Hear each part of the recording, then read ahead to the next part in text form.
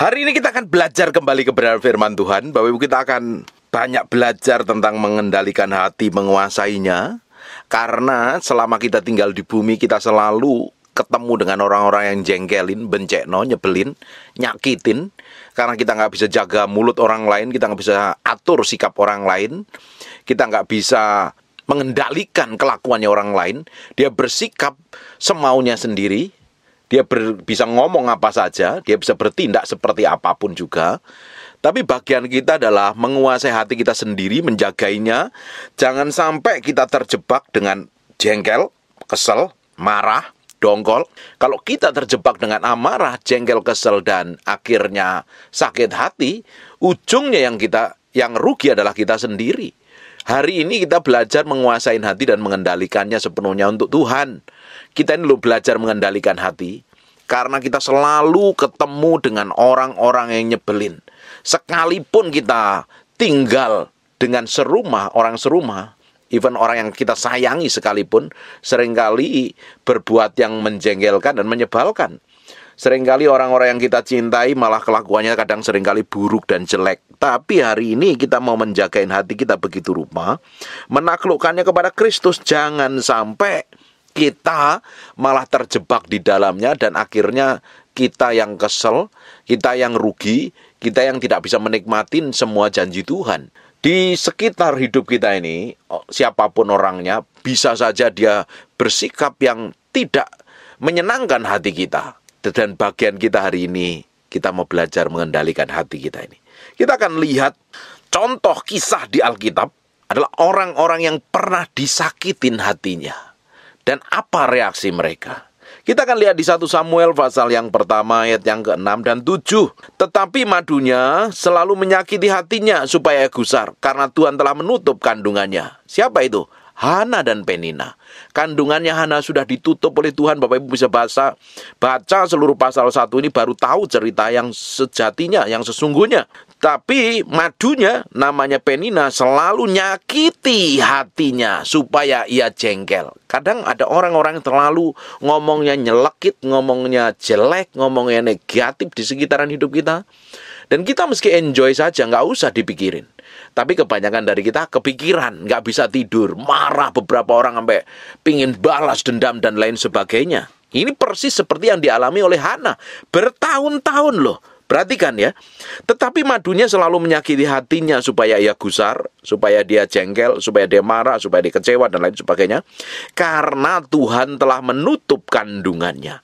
Demikianlah terjadi dari tahun ke tahun.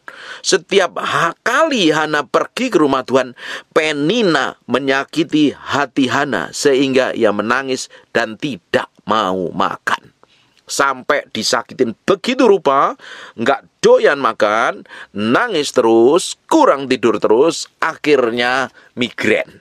Berapa banyak dari antara kita atau Bapak Ibu yang sudah disakitin bertahun-tahun, mungkin oleh suamimu yang main serong, main perempuan lain, punya simpenan, oleh istrimu yang selingkuh, oleh siapapun lah, mungkin disakitin oleh orang tuamu, oleh orang lain, oleh bosmu, oleh atasanmu. Disakitin bertahun-tahun.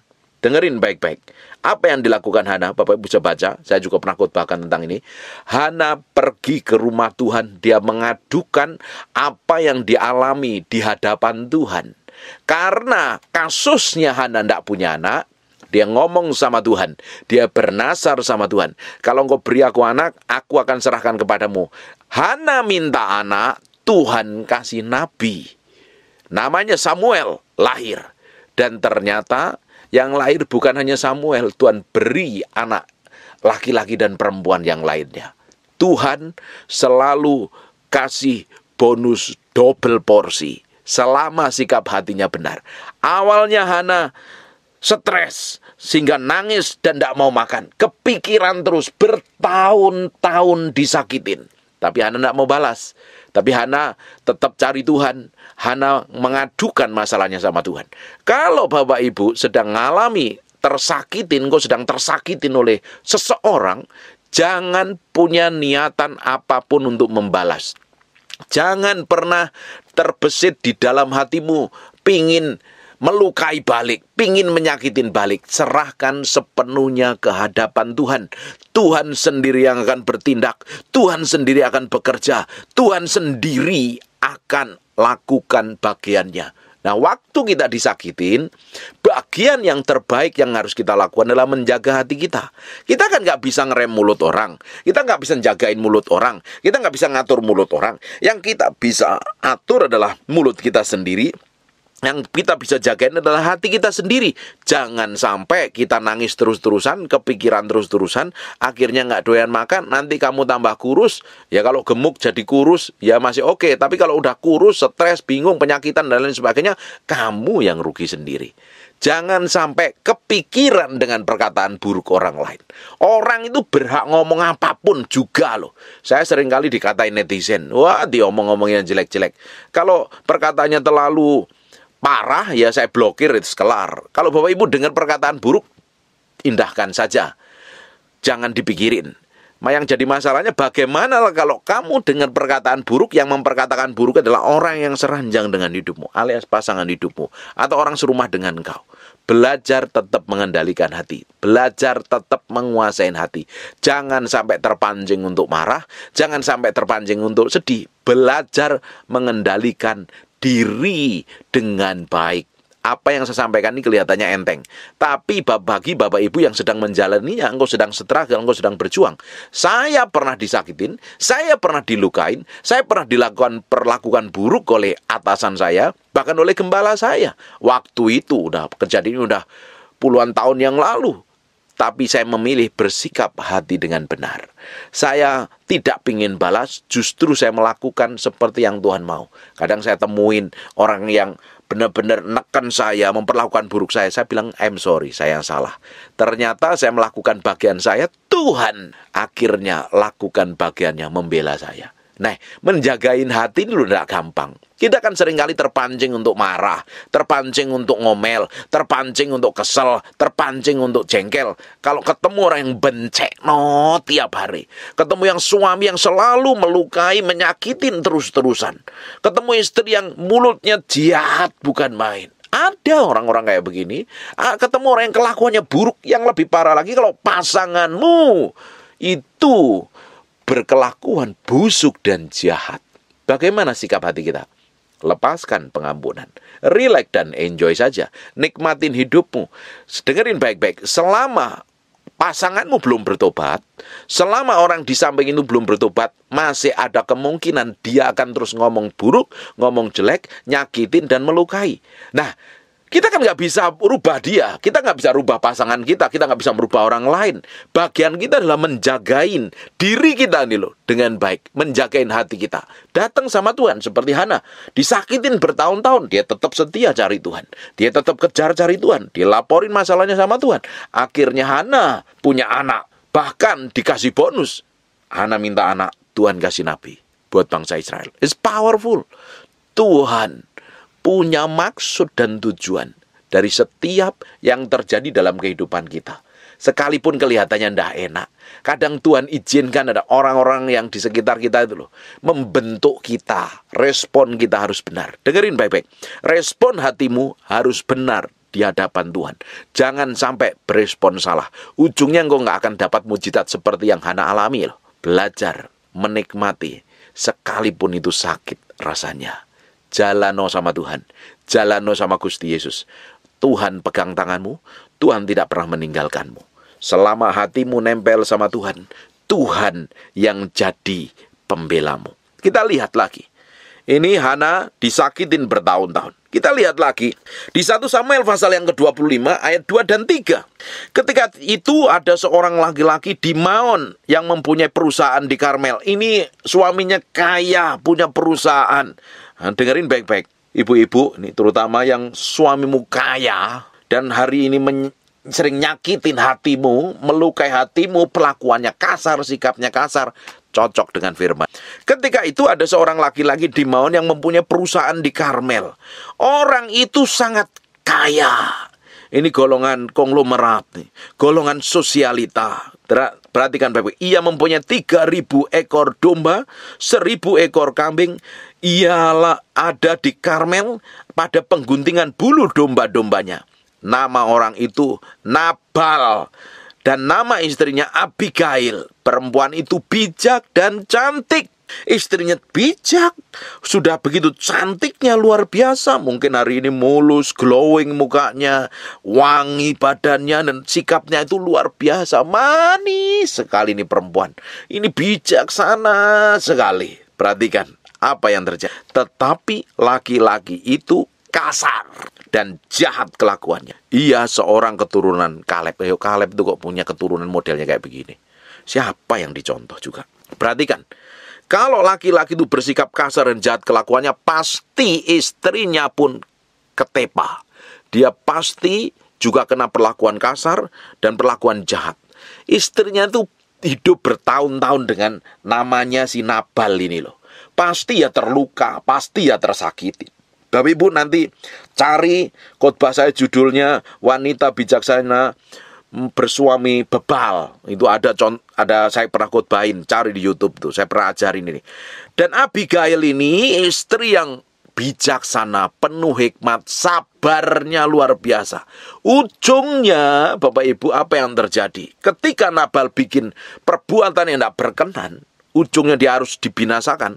Tapi yang jadi pengantarannya adalah istrinya luar biasa. Akhirnya Nabalnya mati. Dan apa yang terjadi?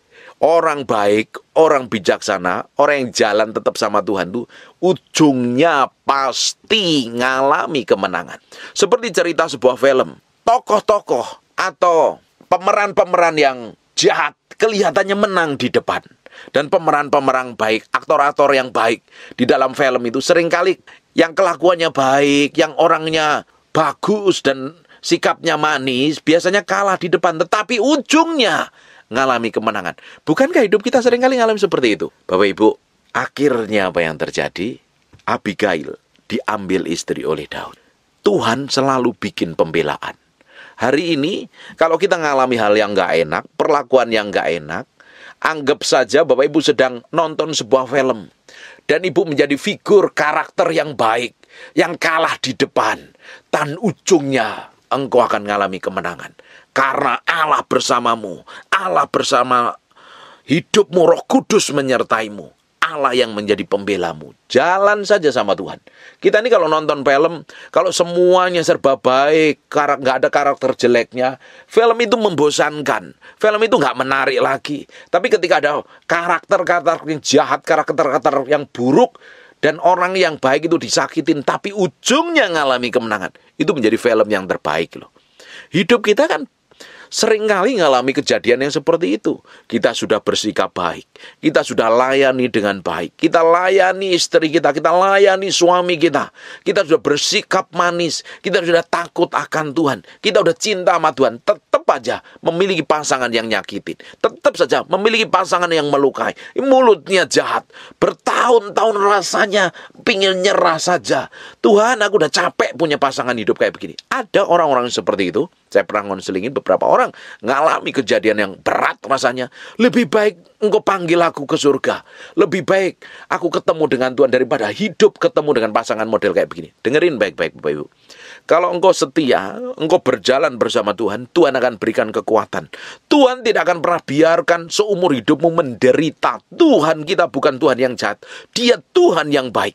Kita lihat contoh Hana, ujungnya yang kandungannya ditutup, ujungnya diberikan seorang anak yang akhirnya menjadi hakim bagi bangsa Israel.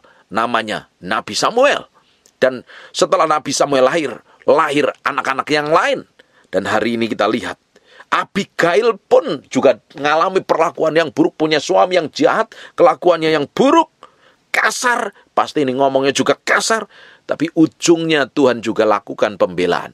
Bagian kita adalah menjagai hati kita ini tetap lurus sesuai dengan apa yang Tuhan mau. Jangan kepancing untuk marah, jangan kepancing untuk kesel, jangan kepancing untuk balas dendam. Jagain hatimu, lihat pengharapan di depan. Kalau engkau jalan sama Tuhan, Tuhan yang menjadi pembelamu. Ujungnya engkau akan mengalami kemenangan. Kita akan lihat lagi satu tokoh yang luar biasa ini.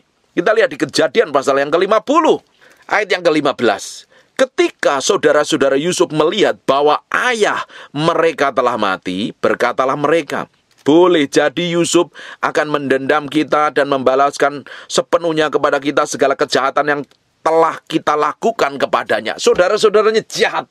Waktu Yusuf menceritakan mimpinya, saudaranya ngiri. Dia pingin bunuh mimpinya Yusuf. Yusuf dianggap tukang mimpi. Dia dicemplungin ke sumur. Dia dijual ke rumah Potifar. Di rumah Potifar difitnah, dimasukin ke penjara. Ini gara-gara kelakuan saudaranya. Dan ini tidak enak. Tapi lihat sikapnya Yusuf ini luar biasa sekali. Kita lihat di Kejadian 50 ayat 21 sampai 20. Kejadian 50 ayat 20 sampai 21. Memang kamu telah mereka-rekakan yang jahat terhadap aku. Tetapi Allah telah mereka-rekakan untuk kebaikan dengan maksud melakukan seperti yang sekarang ini, yakni memelihara hidup suatu bangsa yang besar.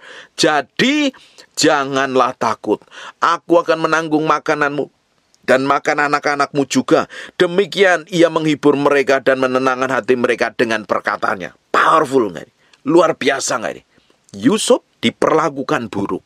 Yusuf dijual, nggak diwongke istilah orang Jawa, nggak dihargain sama sekali, direndahkan luar biasa. Ternyata ada bagian Tuhan di dalamnya. Semua yang direka-rekakan untuk kejahatan ternyata ubah. Ternyata Tuhan mempersiapkan Yusuf menjadi orang tua di Mesir. Karena kebijaksanaannya Yusuf, karena hikmat yang ditaruh Tuhan dalam hidupnya Yusuf, Yusuf bisa memelihara suatu bangsa yang besar yang sedang mengalami kelaparan. Bahkan saudaranya sendiri pun dipelihara gara-gara sikap Yusuf yang benar di hadapan Tuhan. Yusuf tidak kepahitan, Yusuf tidak marah, dia nggak pingin balas dendam, dia nggak pingin ngomong kasar, dia nggak ungkit-ungkit kelakuan buruk di masa lalu. Kalau engkau pingin ngalami pembalikan keadaan, kalau engkau pingin ngalami breakthrough dan terobosan, jangan ingat-ingat perbuatan buruk orang lain. Jangan katakan lagi semua si perbuatan jahat mereka. Lupakan dan fokus kepada janji Tuhan. Banyak orang tidak bisa ketika orang yang dulu menyakiti tiba-tiba datang kepada kita, minta belas kasihan atau minta tolong kepada kita. Dan kita dengan pongahnya tepuk dada, kamu dulu pernah nyakitin aku, kamu dulu pernah melukain aku. Kita tidak perlu bersifat seperti itu. Justru karena kita ini anak kerajaan, kita harus bersikap berbeda, kita harus berkelakuan berbeda, kita tunjukkan bahwa kita adalah orang-orang yang sudah diubahkan Tuhan. Engkau dulu pernah menyakitin aku, engkau dulu pernah melukain aku, engkau dulu pernah mengkhianatin aku, tapi kalau engkau hari ini butuh apapun kepadaku, datang kepadaku, aku akan memberkati dan aku tidak pernah ungkit-ungkit lagi. Justru orang-orang yang begini akan cepat mengalami breakthrough dan terobosan. Yusuf ujungnya dipromosi Tuhan menjadi orang tua di Mesir. Dia tersakitin, dia terhianatin, dia rasanya disisihkan, ngalami hal yang tidak enak bertahun-tahun, bahkan di penjara, ngalami fitnah luar biasa. Bapak Ibu, ujung hidupnya ngalami breakthrough dan terobosan. Hari ini engkau ngalamin apa? Jalanin aja, nikmatin saja sama Tuhan. Izinkan Tuhan meremukkan hatimu. Izinkan Tuhan merubah hatimu. Jangan kau kesel, jangan kau jengkel, jangan kau dongkol, jangan engkau malah marah-marah nggak jelas. Tetapi miliki sikap seperti Yusuf, seperti Hana, seperti Abigail. Ujung hidupmu akan mengalami breakthrough dan terobosan. Kita akan lihat lagi. Bapak Ibu, kita akan lihat apa yang dialami oleh Daud. Di 1 Samuel 23 ayat 9. Ketika diketahui Daud bahwa Saul berniat jahat terhadap dia, berkatalah ia kepada Imam Abiatar, bawalah efod itu kemari. Dia tahu mertuanya namanya Saul. Dia ingin membunuh Raja Daud. Daud tahu mertuanya ini ingin ngejar-ngejar dia membunuh. Dan dia tidak sendiri, dia bawa seluruh pasukan Israel untuk mengejar Daud dan ingin menghabisinya, ingin membunuhnya. Tetapi apa yang dilakukan Daud? Daud tidak ingin balas. Dia tahu mertuanya juga termasuk orang tuanya. Dia dulu nih mertuanya juga pernah diurapin Tuhan. Dia tahu sekalipun hari ini kelakuannya busuk dan jahat. Seringkali dia pingin melemparkan lembing, pingin membunuh, menghabisi nyawanya. Nyawanya jadi taruhan. Bahkan jadi buronan ini Daud ini. Anak mantunya sendiri jadi buron. Gara-gara si Saul iri hati, jengkel, marah. Bapak Ibu, kalau kita ini sering kali ketemu orang yang menyakitin, coba cek. Biasanya orang itu ngiri, gampang pendendam, orang yang pernah dilukai, orang yang pernah disakitin dan hatinya belum sembuh, biasanya kelakuannya buruk. Bapak Ibu, kalau ketemu orang-orang yang berkelakuan buruk, bencekno, coba mulutnya pasti jahat. Negatif terus, ngomong jelek, merendahkan, memandang sebelah mata. Dan orang-orang kayak begini biasanya pernah dilukai di masa lalu dan belum disembuhkan. Orang-orang yang dilukain di masa lalu, trauma mungkin, disakitin mungkin, diperlakukan buruk, nggak dibesarkan oleh orang tua, mungkin nggak punya figur bapak. Anak-anak yang nggak punya figur bapak itu kelakuannya aneh-aneh semuanya, buruk semuanya. Contohnya Hitler itu nggak punya figur bapak, ini kelakuannya bejatnya luar biasa. Orang yang nggak dibesarkan dengan orang tuanya, biasanya kelakuannya buruk. Kalau gede dia nikah, bikin trouble. Kalau dia hidup di dalam lingkungan, selalu bikin trouble. Perhatikan nih, orang-orang yang kelakuannya bencekno. Lihat, kenapa dia bersikap buruk. Pasti ada alasannya. Dia punya luka di masa lalu. Dia punya trauma. Dia punya luka batin di masa lalu yang menghantui hidupnya dan belum dipulihkan. Jadi Bapak Ibu mesti tahu, kenapa orang itu kesal dengan kita? Kenapa orang itu berkelakuan buruk? Kenapa orang itu negatif terus? Kenapa orang itu jahatnya bukan main? Justru kita yang ngerti kebenaran, ketika dia memperlakukan buruk kita, justru harusnya kita punya belas kasihan. Karena orang-orang ini sebenarnya orang yang terbelenggu, butuh kebenaran, butuh dipulihkan, butuh disembuhkan. Karena jiwanya sedang rusak, hancur. Karena luka-luka yang pernah dialami di masa lalu. Jangan kita terpancing untuk marah. Jangan kita kesel. Harusnya justru kita punya belas kasihan. Saul karena jengkel, karena sakit hati, karena kesel melihat mantunya mengalahkan musuh berlaksa-laksa, sedang orang lain puji Saul hanya beribu-ribu, kesel, marah, jengkel. Apa yang terjadi sejak saat itu? Dia jengkel sama Daud, ingin berniat jahat sama Daud, dikejar Daud, diburu Daud. Tetapi lihat sikapnya Daud. Kita lihat di 1 Samuel pasal 24 ayat yang kelima. Kemudian berdebar-debarlah hati Daud karena ia telah memotong puncak Saul.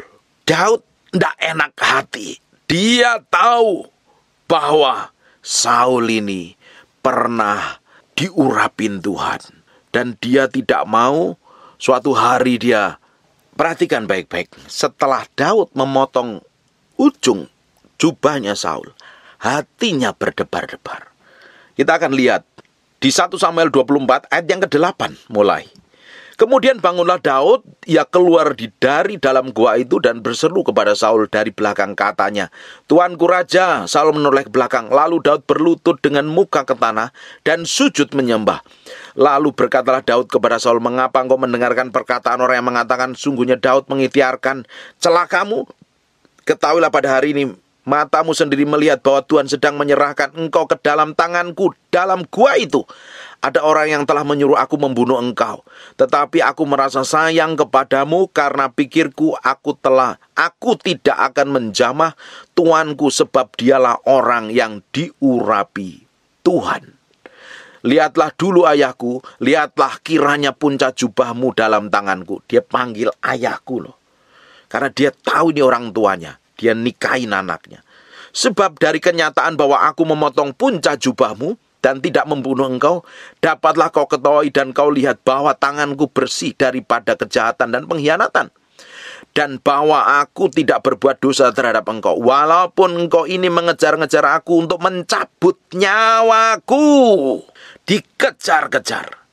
Tetapi Daud memiliki sikap hati yang berbeda. Dia bisa bunuh Saul dan dia bisa gantikan jadi raja.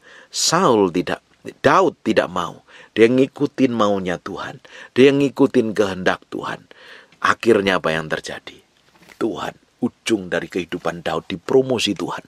Bahkan dia menjadi raja yang termasyhur sampai hari ini atas Israel. Dia raja yang besar.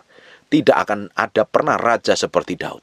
Bahkan bangsa Israel hari ini pakai lambang benderanya bintang Daud. Ini raja yang dihormati. Sikap hatinya benar di hadapan Tuhan. Dia memiliki sikap hati yang benar di hadapan Tuhan. Tidak heran Tuhan lakukan pembelaan dengan caranya yang ajaib. Kita akan lanjutkan lagi Bapak Ibu. Jadi sikap kita seperti apa? Kita harus ngapain ketika ada orang yang menyebalkan? Ketika kita diperhadapkan oleh pasangan yang menyebalkan, bos yang menyebalkan, tetangga yang menyebalkan, mungkin siapapun orangnya, bahkan pendeta bisa menyebalkan. Bagaimana sikapmu? Dengerin baik-baik. Kalau dia belum bertobat, dia akan terus bisa menyakiti dan melukai hatimu. Kalau orang belum bertobat, dia bisa bersikap semaunya sendiri, bertindak semaunya sendiri. Bagian kita ngapain? Di Matius 6 ayat 14. Karena jikalau kamu mengampuni kesalahan orang, Bapamu yang di surga akan mengampuni kamu juga. Kalau kita mengampuni orang lain, Bapa kita juga akan mengampuni. Di ayat yang ke-15-nya, tetapi jikalau kamu tidak mengampuni orang, Bapamu juga tidak akan mengampuni kesalahanmu. Di 1 Yohanes 3 ayat yang ke-15 dikatakan, kalau kamu benci terhadap sesamamu, kamu adalah seorang pembunuh manusia. Dan seorang pembunuh manusia tidak akan mendapat bagian dalam kerajaan Allah. Alias engkau mati dalam kekekalan. Bagian kita ngapain? Mengampuni. Nggak enak Pak. Sakit Pak. Berat Pak. Dia udah kurang ajar banget Pak. Aku udah mau nyerah Pak. Lebih baik cerai saja Pak. Dengerin baik-baik. Lakukan bagianmu seperti yang Tuhan mau. Seperti yang Tuhan inginkan. Ketika engkau melepaskan pengampunan atas pasanganmu. Ketika engkau melepaskan pengampunan. Dengerin baik-baik. Tuhan akan lakukan bagiannya. Tuhan akan berurusan dengan orang yang menyakitin hatimu. Serain. Makanya hati ini lu perlu beres dulu di hadapan Tuhan. Kita ini harus bereskan hati ini. Karena hati ini harus jadi korban persembahan yang berkenan di hadapan Tuhan. Di Matius pasal yang ke-5 dijelaskan, kalau kamu mempersembahkan korban, persembahan ke hadapan Tuhan, dan kamu ingat dengan segala sesuatu dengan hati saudaramu yang baru gegeran, berantem, ribut, tinggalin persembahanmu, temuin dulu, beresin. Kenapa? Tuhan mau hati kita. Buat apa kita rajin ibadah? Buat apa engkau jadi pelayan Tuhan? Buat apa engkau rajin memberi persembahan? Tetapi engkau simpan kesel dengan orang, sakit hati dengan orang lain, kepahitan dengan orang lain. Artinya kalau engkau kepahitan, kesel, artinya hatimu yang perlu dipulihkan Tuhan. Dengerin baik-baik. Orang yang maitin, yang kelakuannya buruk karena dia belum kenal kebenaran. Karena dia pernah dilukai, pernah disakitin di masa lalunya, belum disembuhkan. Tidak heran sampai hari ini dia melakukan hal yang buruk. Karena orang yang pernah disakitin, orang yang pernah dilukai dan belum disembuhkan, cenderungnya dia akan melukai orang lain. Bagian kita hari ini melepaskan pengampunan. Tidak ada solusi lain. Bagian kita lakukan, melepaskan pengampunan. Kita akan lihat lagi. Kemudian datanglah Petrus dan berkata kepada Yesus, sampai berapa kali aku harus mengampuni saudaraku jika ia berbuat dosa terhadap aku? Sampai 7 kali. Sampai 7 kali? Yesus berkata kepadanya, bukan. Aku berkata kepadamu, bukan sampai 7 kali, melainkan sampai 70 kali 7. Dengerin, saya kasih hitung-hitungannya. 70 kali 7. Jadi berapa kali kita harus mengampuni orang yang kesalahan yang sama, orang yang sama, di hari yang sama? Harus 70 kali 7 kali. Dengerin baik-baik. 70 kali 7, totalnya 490. Dalam satu hari ada 24 jam. 24 jam kali 60 menit, totalnya 1440. Jadi dalam satu hari menurut dokter harus tidur selama 8 jam. Jadi 8 jam kali 60 menit totalnya 480. Tadi disuruh mengampuni totalnya 490. Totalnya 70 kali 7. Jadi dalam satu hari itu ada 1440. Dikurangi waktu jam tidur, totalnya jadi 960. Nah, perhatikan baik-baik. Waktu yang ada dipotong waktu tidur tadi hanya 960 menit. Dibagi 490 kali untuk mengampuni. Totalnya hampir 2 menit, 1,92. Perhatikan, tiap 2 menit sekali kita ambil napas, mengampuni orang yang sama, mengampuni orang yang sama, mengampuni orang yang sama. Bosen Pak, ampuni terus, ampuni terus, ampuni terus. Ujungnya Tuhan sendiri yang akan campur tangan. Tuhan sendiri yang akan berkarya. Tuhan sendiri yang akan membela hidupmu. Kenapa kita harus mengampuni? Karena nggak ada solusi lain. Kita mau marah, malah jatuh dalam dosa. Kita ampuni orang yang sama. 70 kali 7, 490 kali. Dalam satu hari ada 60 menit. 60 menit kali 24, 1440. Dipotong, tidur 8 jam. Totalnya 960. Dibagi mengampuni 490. Kurang lebih 2 menit. Orang yang sama, bikin kesalahan yang sama, kelakuannya nyebelin, orang yang bencekno, tetap lepaskan pengampunan. Tidak heran ketika Yesus sebelum dia mati di kayu salib, dia ngomong begini. Yesus berkata, ya Bapa, ampunilah mereka, sebab mereka tidak tahu apa yang mereka perbuat. Kenapa? Kadang orang sakit hati, orang jengkel, orang luka batin, orang yang bencekno tidak sadar dia butuh Tuhan. Dia nggak sadar bahwa dia harus bertobat. Orang-orang kayak gini perlu dikasihani supaya dia bertobat. Makanya kita mengampuni, kita mendoakan. Orang-orang yang bencekno kita disuruh memberkati dan mendoakan. Orang yang menyebalkan kita suruh mendoakan. Supaya apa? Supaya dia sadar diri dan bertobat, tidak kena murka Tuhan. Bagian kita ini harusnya kan melakukan hal yang baik untuk kemuliaan Tuhan. Tapi kita seringkali tidak sadar untuk melukai dan menyakitin orang lain. Padahal kita dipanggil untuk menjadi berkat. Hari ini kita harus ngambil keputusan untuk menjadi berkat. Menjadi berkat bagi kemuliaan nama Tuhan. Kita akan lihat di Amsal 25 ayat 21 dan 22. Perhatikan baik-baik. Kalau engkau sedang ribut gegeran dengan orang lain dan lakukan bagian ini, memang ini tidak gampang, tapi saya sudah pernah lakukan dan ternyata Tuhan lakukan pembelaan dengan ajaib. Saya pernah saksikan ini.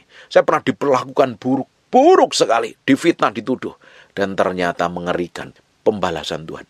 Makanya nggak usah balas diri, Tuhan yang akan membalas. Penghakiman milik Tuhan, bukan milik kita.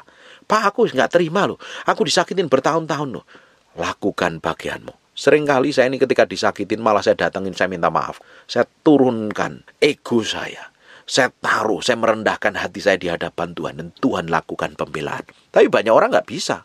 Untuk minta maaf aja berat, bukan main. Karena terlalu ego, terlalu sombong, terlalu keras kepala. Cukup ketika engkau disakitin, minta ampun sama Tuhan dan minta maaf. Tuhan akan lakukan pembelaan. Pak, nanti kan gede kepala. Kita punya Tuhan yang bisa membuat kepala gede jadi kepala kecil. Tidak usah bingung. Tuhan menjadi pembelamu. Kamu nggak usah bela diri. Tuhan yang turun tangan. Di Amsal 25, 21 dan 22. Jikalau seturumu lapar, ini orang yang nyebelin, orang yang bencekno, orang yang pernah musuhin kamu, orang yang fitnah kamu, siapapun lah yang kelakuannya buruk, memperlakukan buruk dengan hidupmu, jikalau seturumu lapar, berilah dia makan roti, kasih makan roti. Beli roti yang terbaik. Holland Bakery bisa, Breadtalk bisa, atau Häagen-Dazs itu es krim, atau apa? Roti apa yang paling enak? Ini roti yang kesukaan saya. Namanya roti Harvest yang paling enak. Saya pernah diperlakukan buruk oleh gembala saya. Benar-benar diperlakukan, difitnah, dituduh, diperlakukan buruk lah pokoknya. Ketika ulang tahun, saya udah pernah saksikan ini. Ketika ulang tahun, saya belikan kue Harvest yang paling mahal. Pokoknya saya pesan sama tukang kuenya, kasih yang kue paling mahal, bungkusin buat saya. Ketika dia ulang tahun, saya kasih. Istri saya waktu itu dia mempertanyakan, kamu itu loh, gembala kayak begitu masih tetap kamu layani.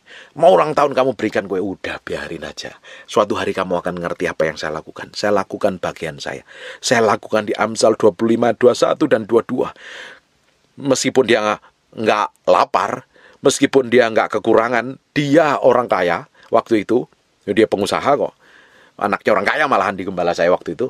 Rumahnya juga bagus di kalangan rumah-rumah elit. Tapi ketika ulang tahun saya berikan kue yang terbaik. Dan itu ternyata membuat hati saya itu lembut, diubah Tuhan. Saya harus belajar mengampuni orang yang menyebalkan. Bapak Ibu apa tahu? Apa yang Tuhan kerjakan? Berilah dia makan roti, dan jikalau ia dahaga, berilah dia minum. Karena engkau akan menimbun bara api di atas kepalanya, dan Tuhan akan membalas itu kepadamu. Bapak Ibu, ketika kita memperlakukan orang yang nyebelin, yang mencekno, yang nyakitin, dan kita kasih senyum yang terbaik. Kalau perlu kita datengin dia dengan bawa makanan yang paling dia sukai, kue yang enak, makanan yang enak, tanpa disadarin kita menaruh bara api di atas kepalanya, tanpa disadarin pelan-pelan panas, rambutnya gundul, kebakaran. Karena Tuhan sendiri yang bikin breakthrough dan melakukan pembelaan atas kehidupan kita. Ngapain kita marah? Ngapain kita kesel? Kasih aja makanan yang dia mau. Kirimin kue. Kalau hari ini engkau kesel dengan orang lain yang selalu menyebalkan, paling mudah kasih senyum. Halo, salam, selamat pagi, apa kabar? Hari ini kamu cantik, hari ini kamu ganteng, luar biasa. Kamu kelihatan orang baik. Kalau itu suamimu, aku bangga punya suami yang luar biasa seperti engkau. Luar biasa dikirim Tuhan dari surga. Ngomong yang baik, perkatakan yang baik. Perkatakan janji Tuhan atas orang-orang yang bencekno itu. Suatu hari dia bertobat. Kalau dia bertobat, dia bisa dipakai untuk jadi berkat. Daripada kamu kesel, marah, ngamuk-ngamuk, gak jelas. Rugi dewek, sakit pinggang, encok rematik pegelinu. Karena kamu gak bisa tidur mikirin perkataannya yang buruk, yang jelek. Buat apa? Tidak ada gunanya. Dengerin baik-baik. Kalau engkau tersakitin bertahun-tahun, datang sama Tuhan. Seperti Hana, minta pembelaan Tuhan. Seperti Daud sikapmu, seperti Yusuf sikapmu, seperti Abigail. Ujung orang-orang ini dipromosi Tuhan, diberkatin Tuhan, ngalami Tuhan. Hari ini ada kabar baik buat orang-orang yang tersakiti. Tuhan menjadi pembelamu kalau sikapmu benar di hadapan Tuhan. Tuhan sendiri yang akan turun tangan. Dia sendiri yang akan maju berperang menggantikan kau. Engkau hanya diam, lakukan bagianmu, mengampuni, kasih senyum yang baik, kasih kata-kata yang manis. Doakan biar dia diberkatin dan diampuni Tuhan. Tuhan akan lakukan bagianmu. Buat orang-orang yang jengkel dan sedang marah, ini berat dilakukan. Buat orang-orang yang susah minta maaf, ini berat dilakukan. Buat orang yang keras hati, ini susah dilakukan. Tapi kalau engkau mengambil komitmen, melakukan bagianmu seperti yang Tuhan mau, ujung hidupmu akan mengalami promosi dan peninggian yang datangnya dari Tuhan. Bukankah ini pikul salib sangkal diri mati daging? Ketika orang menyebalkan, orang yang bencekno kita nggak boleh balas, bahkan kita harus bersikap manis. Ini tidak mudah, tapi ketika kita lakukan, kita akan mengalami kemenangan. Amin. Justru karena kita ada Yesus, kita harus punya belas kasihan terhadap orang-orang yang luka batin yang kelakuannya aneh-aneh. Mereka butuh pemulihan. Bukan malah kita balas dendam, bukan malah kita ngamuk, bukan malah kita kesel, tapi kita lepaskan pengampunan buat mereka. Dan akhirnya nama Tuhan dipermuliakan atas hidup kita dan atas keluarga kita. Amin. Tutup matamu, tutup Alkitabmu, kita berdoa. Bapak, terima kasih buat firman-Mu, kami materaikan dengan darah anak domba Allah. Nempel dalam batin kami berhari-hari, berminggu-minggu, berbulan-bulan firman ini jadi kehidupan. Materaikan dalam loh batin kami yang paling dalam. Hamba-Mu berdoa untuk setiap orang yang mendengar firman ini yang sedang tersakitin, sedang dianatin, sedang terluka, sedang pahit hati. Tuhan, balut, lembutkan, ubah mereka. Ambil keputusan yang benar supaya orang-orang ini ngalami breakthrough dan terobosan. Tuhan ajarin mereka ngambil keputusan yang benar. Ajarin mereka melihat kemuliaan Tuhan yang besar yang Tuhan sediakan di masa yang akan datang. Lembutkan hatinya. Biarkan orang-orang ini dijamah Tuhan dalam nama Yesus. Hamba berdoa orang yang sedang bergumul, Tuhan bikin breakthrough dan terobosan. Bahwa setiap orang yang mendengarkan firman Tuhan ini diberkatin Tuhan, ngalami Tuhan, diubahkan dalam hadiratnya. Hamba berdoa untuk orang-orang yang sedang sakit dan mengalami kelemahan tubuh oleh bilur Yesus, oleh darah Yesus. Jadilah engkau tahir, jadilah engkau sehat, jadilah engkau sembuh. Jadi seperti yang aku katakan dan kau doakan dalam nama Yesus. Haleluya. Amin. And God bless you. Percuma lo kita datang ibadah ini, lo Bapak Ibu nggak terima sesuatu. Bapak Ibu akan terima sesuatu ketika roh Tuhan mengurapimu. Engkau pulang jadi orang yang diurapin Tuhan. Bangkit beri sama-sama.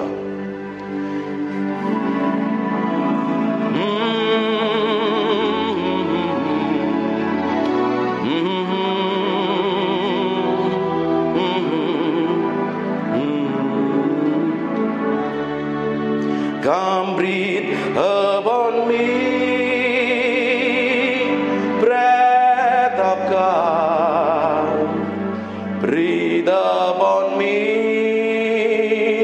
Spirit of the Lord. As I lift my hand in surrender, tutup matamu dan sebagainya. To your name, Most High. I'm yielding to your spirit, walking in your love. Jesus, I adore. Jesus, I adore.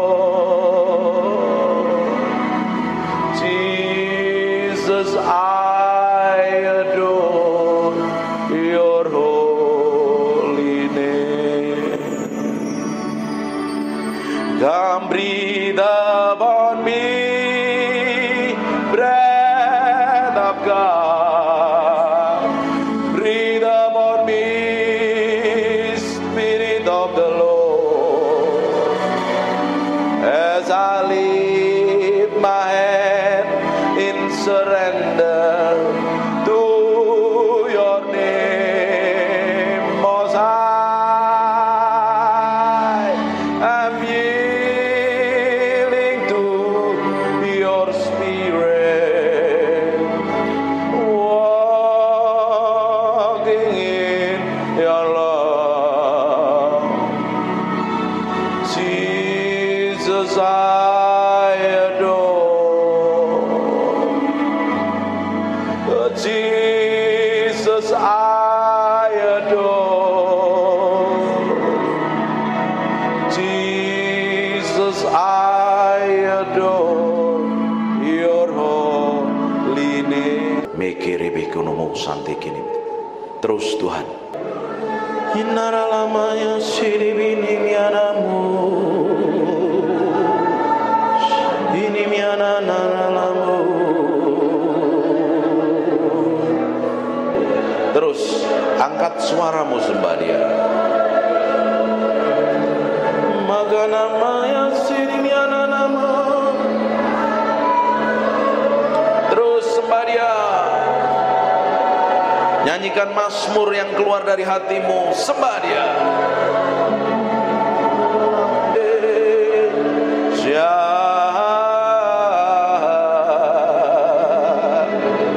Ini miana naramu.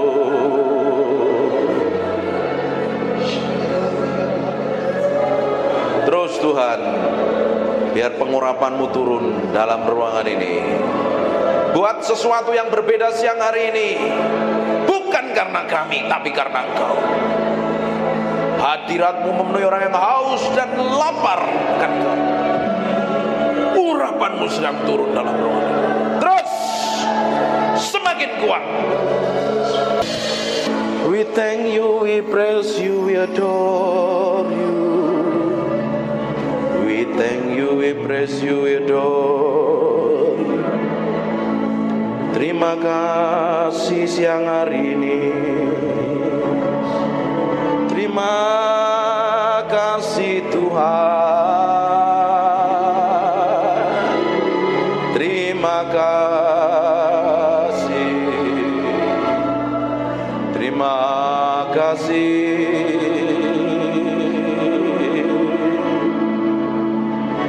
Di dalam hadirat-Mu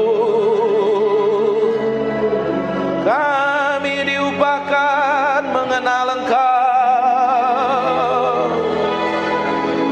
Di dalam hadirat-Mu kami mencintaimu.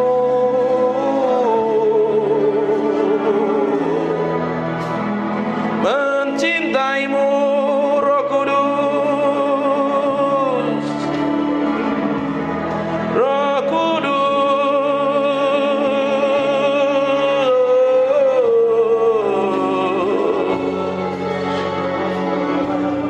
We love you,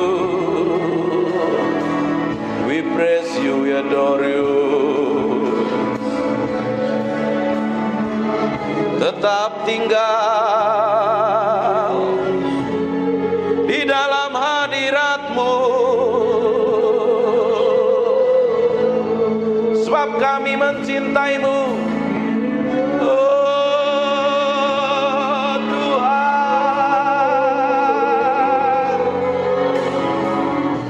Tuhan, Tuhan.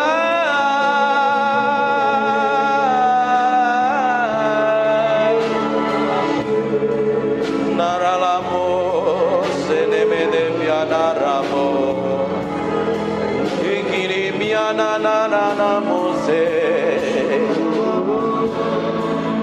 ikiri piananamo so.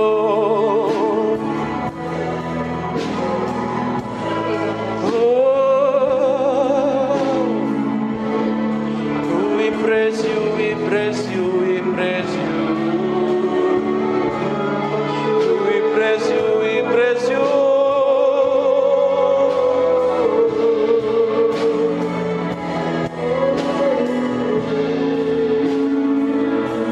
Berlama-lama dalam hadirat-Mu, menikmati kuasa-Mu, Tuhan, Tuhan.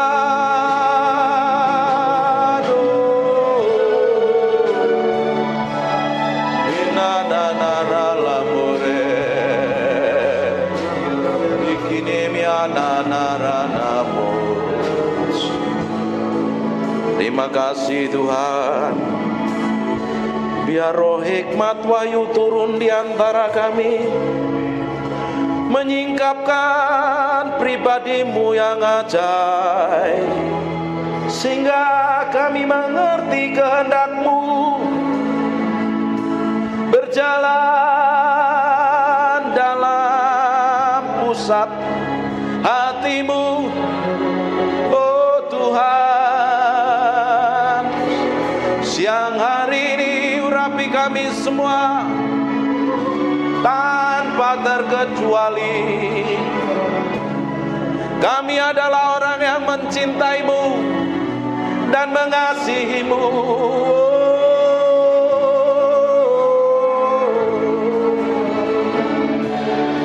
Haleluya, haleluya, haleluya.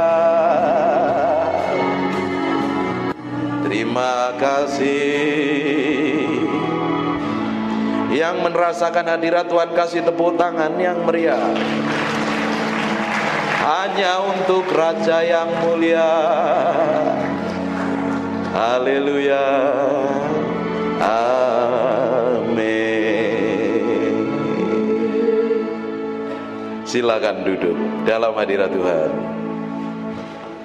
Tutup matamu, disembah Tuhan. Aku impartasikan apa yang aku punya, yang datangnya daripadamu itu, dalam nama Yesus. Aku impartasikan urapan itu. Kerinduan, kelaparan, haus akan pribadimu sendiri. Setiap orang yang siang hari ini memberi hatinya, Tuhan jamah, Tuhan jamah, Tuhan jamah, Tuhan jamah, Tuhan jamah, Tuhan jamah, Tuhan jamah. Tuhan perlengkapi orang-orang ini dengan pengurapan secara ilahi dalam nama Yesus. In Jesus name, in Jesus name, in Jesus name. Tuhan pakai orang-orang ini menjadi hamba-hamba Tuhan yang memberi dampak secara ilahi dalam nama Yesus, dalam nama Yesus. Then sing my soul, my Savior God to thee. Aku berdoa setiap orang dalam ruang ini diberkati Tuhan tanpa terkecuali. Setiap orang, hamba-hamba-Mu ini diberkati Tuhan. pulang membawa berkat ilahi. Hamba berdoa, apa saja yang dikerjakan tangannya Tuhan bikin berhasil. Pelayannya tambah hari tambah naik terus, tambah diurapin terus. Dikirim jemaat baru dari barat, timur, utara, selatan. Dibikin sukses dan berhasil. Dan sampai garis akhir, kami semua didapati menjadi orang yang berkenan di hadapan Tuhan. Terima kasih Tuhan, tanpa terkecuali anugerah-Mu, kemurahan-Mu melimpah-limpah untuk orang yang Kau kasih ini, orang yang setia melayani ini. Dalam nama Tuhan Yesus Kristus. Terima kasih Tuhan. Terima kasih.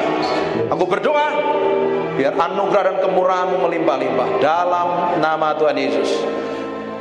Pulang bawa berkat ini dan anugerah kemelimpah-Mu melimpah-limpah. Semua yang diberkati Tuhan katakan amin. God bless you.